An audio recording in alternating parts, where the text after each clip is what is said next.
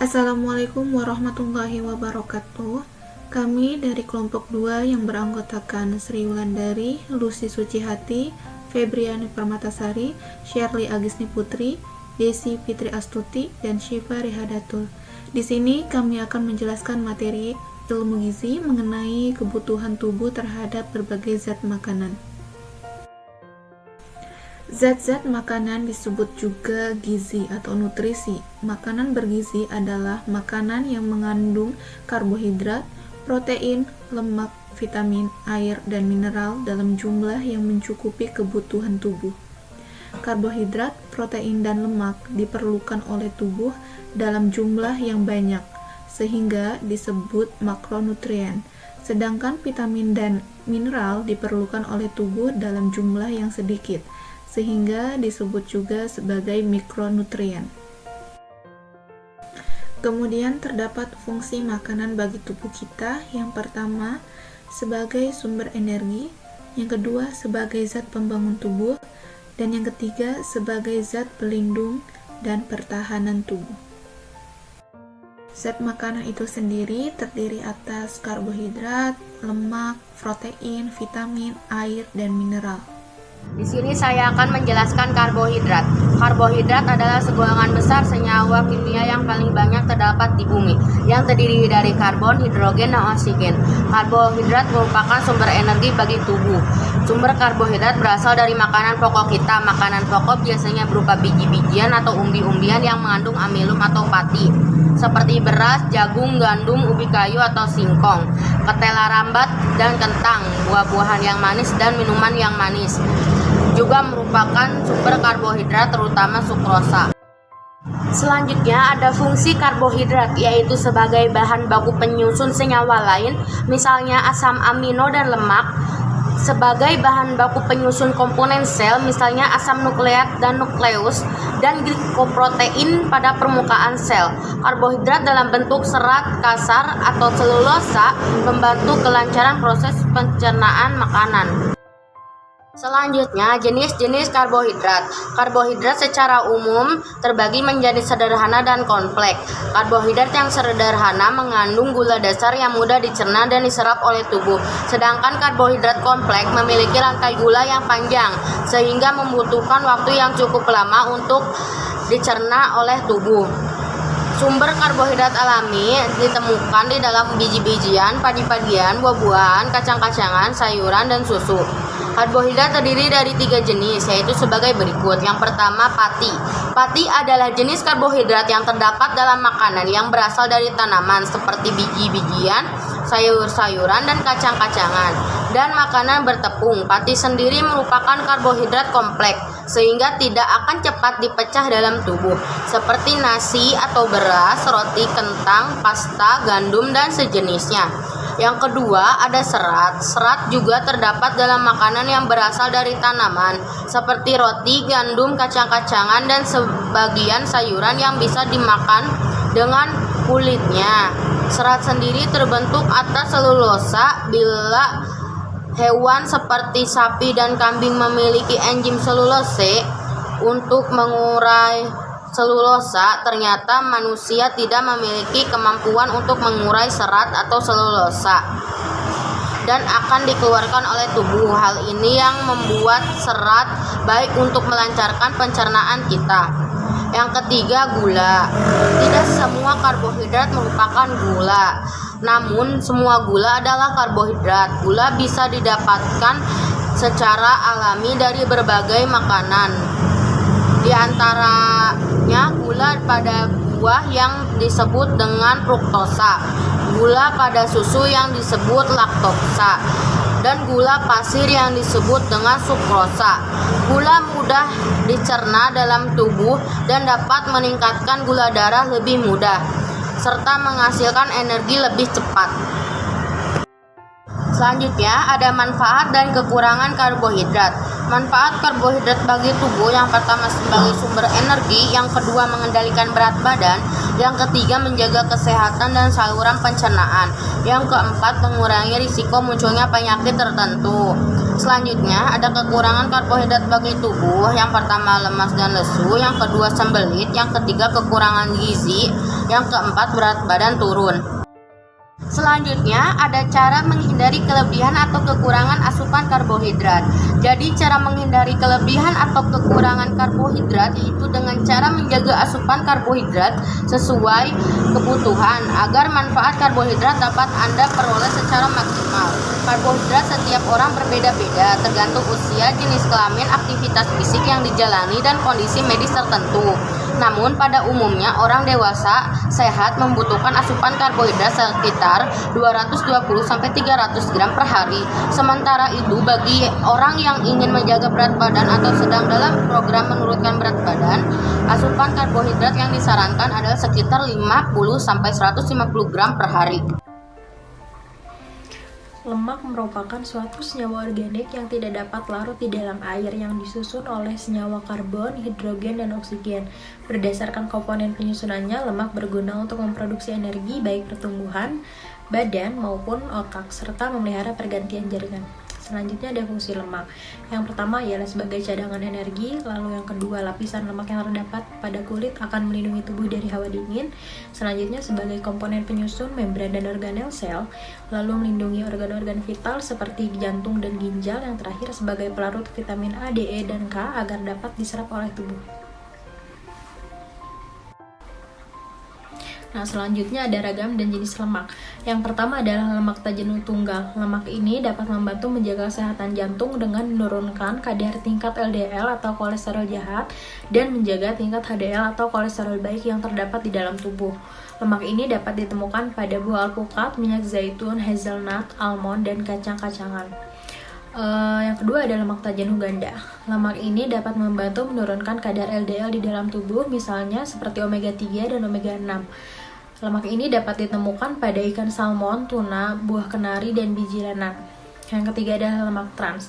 Lemak ini termasuk ke dalam jenis lemak yang tidak sehat karena bisa meningkatkan kadar LDL di dalam tubuh, sehingga akan menyebabkan penyakit stroke, diabetes tipe 2, dan gangguan jantung jika dikonsumsi secara berlebihan. Lemak jenis ini seringkali ditemukan pada produk olahan seperti kentang goreng, biskuit, donat, pizza, ataupun popcorn. Yang terakhir adalah lemak jenuh. Lemak jenuh sebaiknya lebih baik dihindari karena dapat meningkatkan kolesterol jahat di dalam tubuh. Lemak jenuh akan tampak berbeda bentuknya dengan lemak tak jenuh karena biasanya berubah menjadi bentuk padat atau akan membengkak ketika kita tempatkan di suhu ruangan biasa. Lemak jenis ini seringkali ditemukan di kehidupan sehari-hari seperti pada mentega, telur, daging merah, susu, keju, ataupun kulit ayam. Nah, selanjutnya terdapat beberapa jenis lemak yang sebaiknya dihindari. Meski seringkali menjadi musuh bagi mereka yang ingin menurunkan berat badan dan menjaga kesehatan tubuh, namun bukan berarti tubuh kita tidak membutuhkan lemak sama sekali. Fungsi lemak tertentu justru sangatlah penting dalam menjaga keseimbangan nutrisi dan menjaga kesehatan tubuh. Mengurangi konsumsi lemak tak jenuh dalam porsi makanan akan membantu meningkatkan kesehatan. Beberapa asam lemak jenuh atau lemak jahat yang harus dihindari ialah lemak yang berasal dari daging berkaki 4 seperti domba, kambing, sapi, dan babi.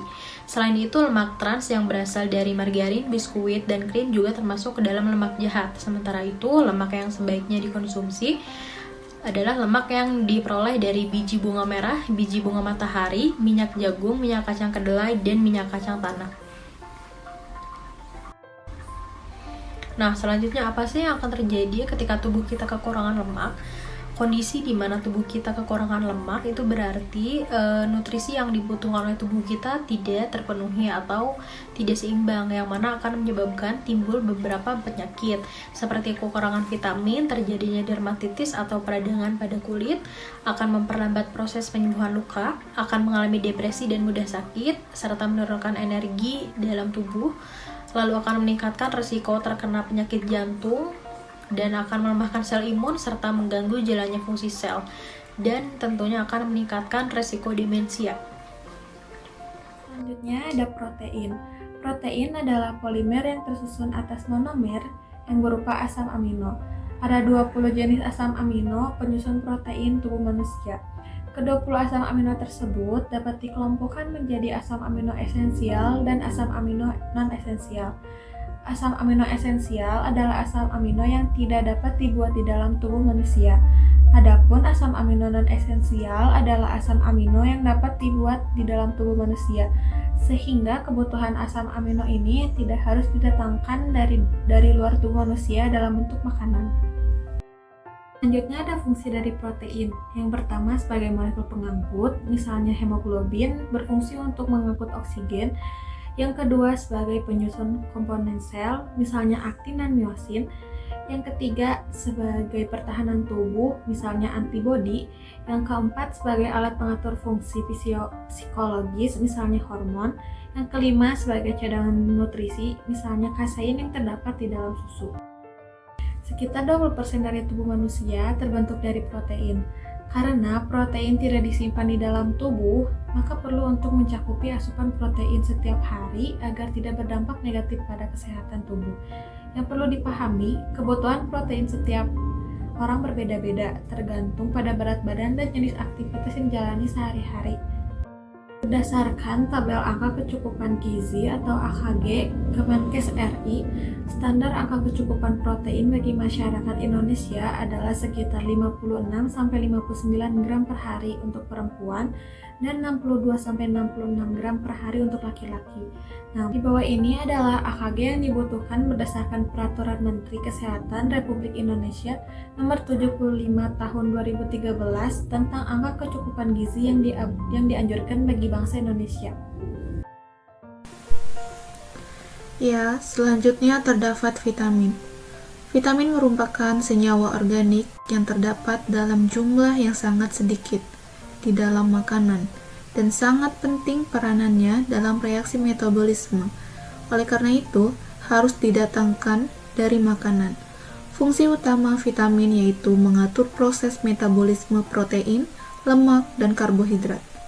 Menurut sifatnya, vitamin digolongkan menjadi dua kelompok, yaitu vitamin larut dalam air dan vitamin larut dalam lemak. Vitamin yang larut dalam air merupakan jenis vitamin yang dapat larut dalam cairan dan dapat diserap jaringan tubuh sesegera mungkin, karena sifatnya tidak disimpan oleh tubuh. Vitamin yang termasuk kelompok larut dalam air adalah vitamin B dan C. Sedangkan jenis vitamin lain yang larut dalam air yaitu vitamin B1, B2, B3, B6, B12, folat, dan vitamin C. Selain itu terdapat vitamin yang larut di dalam lemak. Kelompok vitamin ini bersifat larut lemak dan minyak. Vitamin yang larut dalam lemak akan disimpan di hati dan jaringan lemak untuk digunakan di kemudian hari. Namun, vitamin yang larut dalam lemak tidak dapat langsung dikeluarkan oleh tubuh.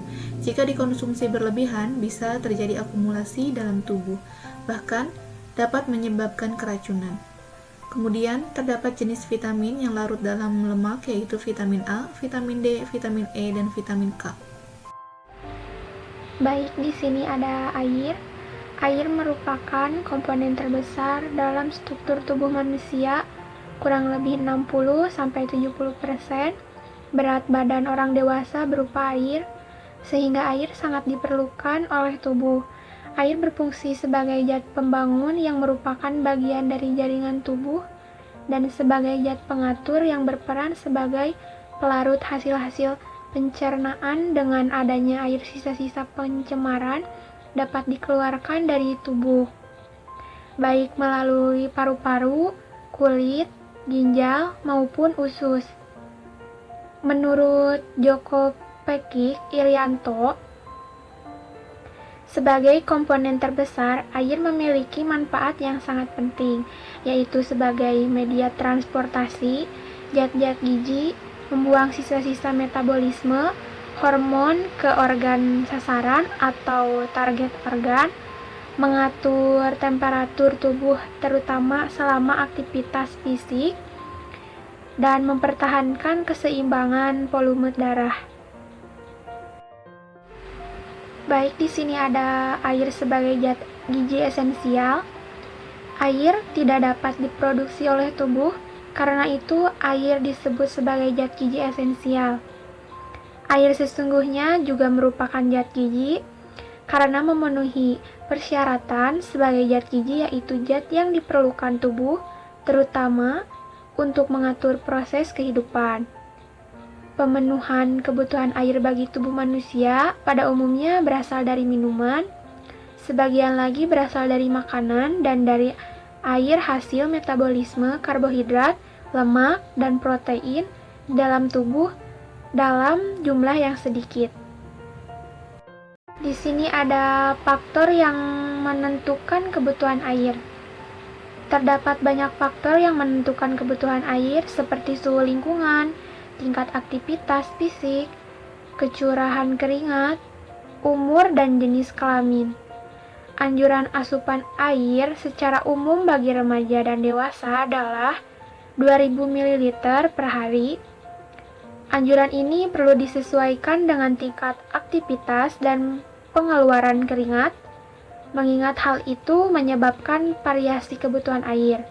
Orang-orang yang beraktivitas berat dan mengeluarkan keringat bercucuran, misalnya membutuhkan air hingga 2-3 kali lipat, yaitu 4-6 liter per hari.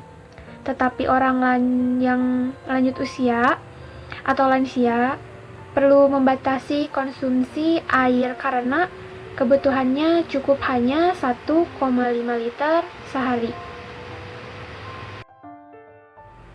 Yaitu gangguan mood sekitar 1%, menurunkan kemampuan fisik sekitar 2%, psikomotor, dan pada wanita mengalami kelelahan. Oleh karena itu, dibutuhkan jumlah air yang optimal untuk berfungsi dalam tubuh. Apabila tubuh kekurangan air, akan berakibat hipokalemia dan dehidrasi. Apa sih itu hipokalemia? Ya, hipokalemia adalah kondisi terjadi pengurangan volume cairan ekstrasel. Keadaan ini terjadi bila keluar airnya adalah cairan yang isotonik, yaitu air dan natrium keluar dalam jumlah yang sebanding sehingga osmolalitas plasma tidak berubah atau kadar natrium plasma tetap normal. Biasanya terjadi pada perdarahan dan diare. Dan yang satu lagi itu dehidrasi. Dehidrasi adalah keadaan yang terjadi bila keluar airnya, yaitu cairan yang hipotonik, ya, atau volume air yang keluar jauh lebih besar dari jumlah natrium yang keluar. Biasanya terjadi pada pasien diabetes insipidus, yaitu keluaran air tanpa natrium melalui ginjal, dan pada usia lanjut yang kurang minum atau lupa minum, yaitu keluaran air tanpa natrium melalui penguapan kulit dan saluran napas. Di sini ada dampak kelebihan air. Selain kekurangan air, kelebihan air dalam tubuh juga tidak baik pada kesehatan karena ada penyakit tertentu yang harus ada pembatasan cairan dalam tubuhnya seperti penyakit ginjal kronik, gagal jantung, dan kadar albumin dalam serum rendah. Pada usia lanjut tidak dianjurkan meminum banyak air dalam tubuhnya karena akan menimbulkan hiponatremia yang dapat menurunkan kesadaran, kejang-kejang, dan bahkan kematian.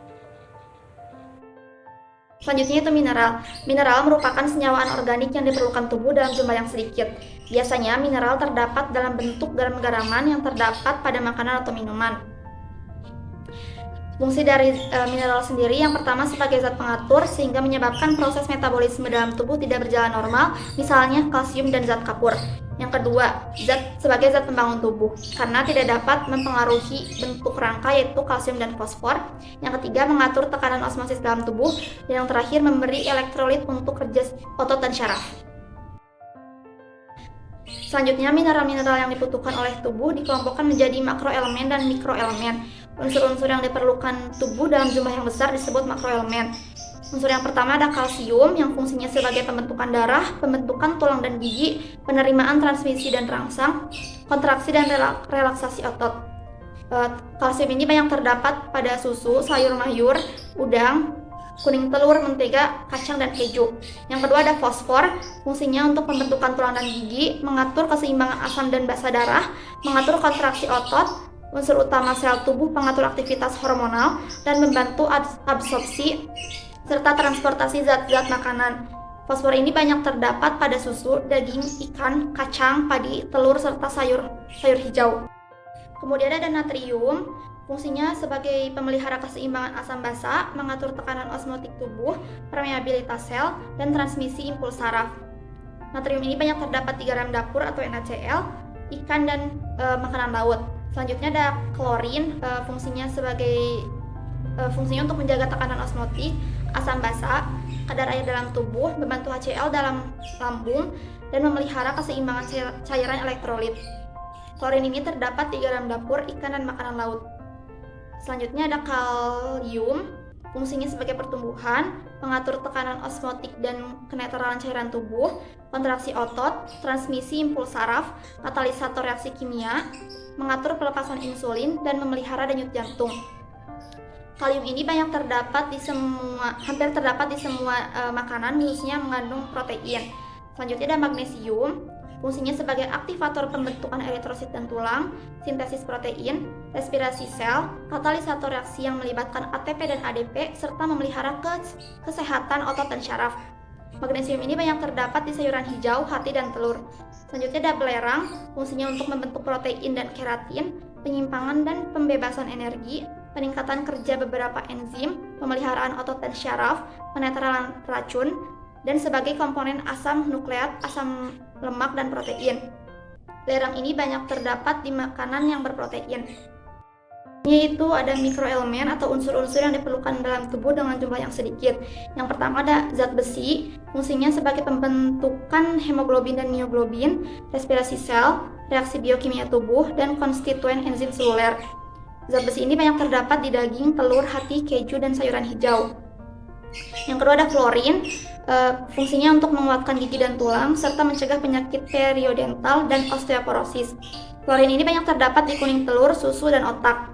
Yang ketiga ada iodin, fungsinya untuk pembentukan hormon tiroksin oleh kelenjar tiroid, terdapat di bahan makanan laut, tumbuhan yang hidup di dekat pantai, dan garam. Yang terakhir ada tembaga, fungsinya sebagai pembentukan enzim yang berperan dalam metabolisme dan pembuatan hemoglobin. Kemudian pada ibu menyusui membantu pembentukan ASI, membantu dalam mengabsorpsi zat besi, sintesis hormon, dan memelihara sistem saraf dan kimia darah. Tembaga ini banyak terdapat di hati, daging, kerang-kerangan, sayur, serta padi.